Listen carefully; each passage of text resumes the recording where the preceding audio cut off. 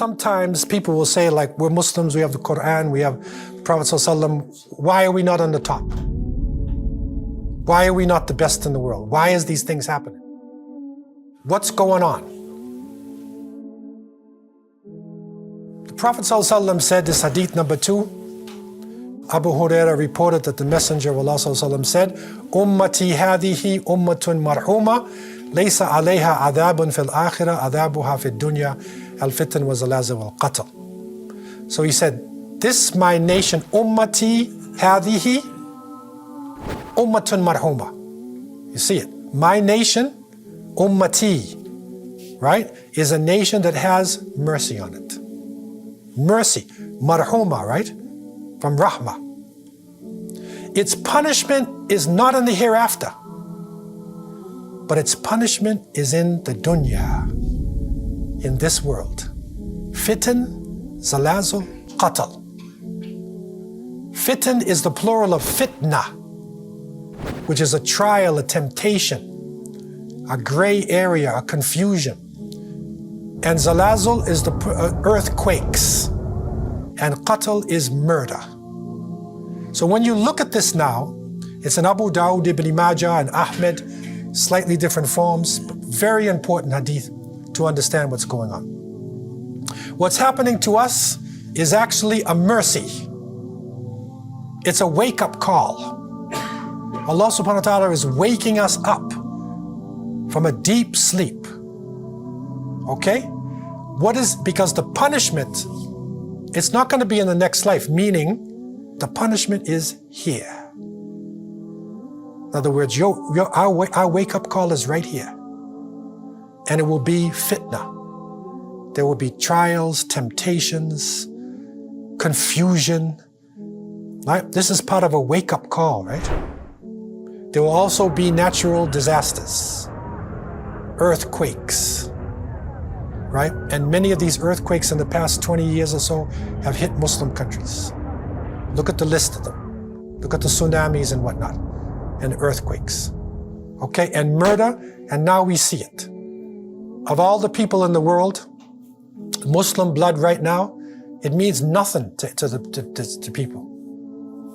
Right? Look at the press. Look what happens. Every day, how many hundred die in Afghanistan? These one die in Syria, this one dies in Iraq, this one dies in Somalia, this one dies in Mindanao in the Philippines. This, over 1 million Uyghur Muslims in China are in prison, are in concentration camps. Could you imagine if 100,000 Europeans were in concentration camps? Could you imagine if 1,000 Canadians were in concentration camps, being tortured? What would happen? You see? So this is our punishment, and it is to wake us up. And this has happened to us at different points in Islamic history. And this, I believe, where we're going now, there's something big, major coming next. Just about all of the minor signs of Qiyamah have been completed. Only thing that appears to be left of the major is the Mahdi. That literally one will be raised up, but oppression is going to be intensified on us until the reaction comes. Allah knows best when it's going to actually happen. But we do know it is what we call Sunnatullah. It is the way of Allah. And I go back, and it's important for you, many of you have studied this, but I always go back when I look at our situation to the 13th century of the Common Era, when the Muslim world was widespread, and Baghdad was the richest city on earth. And Muslims were divided into nation states, right? All on their own. The Khalifa was symbolic.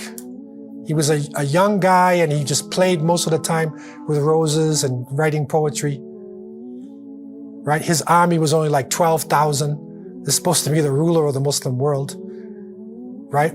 And the ulama were paid a tiny amount of money.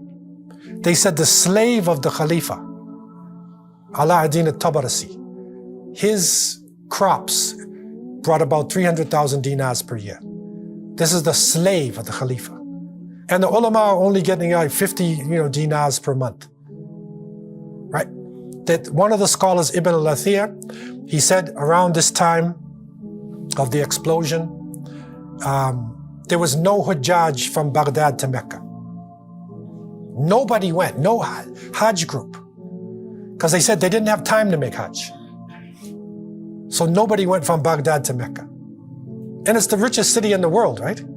It's not that far either, right? And it's at that time that they came in conflict with a nation far to the northeast of Asia. And they insulted some of their merchants and killed some of their people. And the leader of this group, whose name was Genghis Khan, he said there's only one sun in the sky and there's only one Khan on this earth. Right? And he unleashed his people on the Muslim world, unleashed them. And you read the story of what Mongols did. You will not believe it. You think it's a fantasy, it cannot be real. Okay, what they did, the biggest problem was our disunity, all the things that we were doing to each other, right? The weaknesses. This is a punishment unleashed on us. Serious punishment. And his forces continued going through, killing hundreds and thousands of people, right? Moving from city to city. And when he came to Baghdad, and the writer is reporting that they surrounded Baghdad and the Khalifa was listening to his favorite belly dancer. So she was dancing and he was enjoying it, right? And they shot an arrow and it went through the curtains in the Khalifa's castle and it killed his belly dancer. This is in a report. Okay? Now, what would you do? He said, take her out of there, get me another belly dancer. This is a state of insanity, right? Your city is surrounded like that. It's total insanity. It's like somebody on drugs, right? And the Mongols, as you know, destroyed Baghdad, killed millions, destroyed the books. And when they were about to destroy the rest of the Muslim world and to go into Mecca and Medina, then Saifuddin Qutuz, rahimahullah, of the Mamluks of Egypt, he united the Muslims and they defeated the Mongols in Ain Jalut, which is in Jordan. They defeated them there. They were on their way to Mecca and Medina. They defeated them and they drove them back. And some of the Mongols, when they saw Muslims standing up, they started taking Shahada and becoming Muslim. Right? And then Islam spread amongst even the Mongols. They became the Mughals of India, right? And it started to spread. And that period of time under the Mamluks is one of the golden ages of Islamic literature. Many of the scholars Ibn Kathir and many scholars many of the books is in Mamluk period. Right after the destruction, right? It was a golden age. Okay, so this is a reality. We need to reflect on our situation.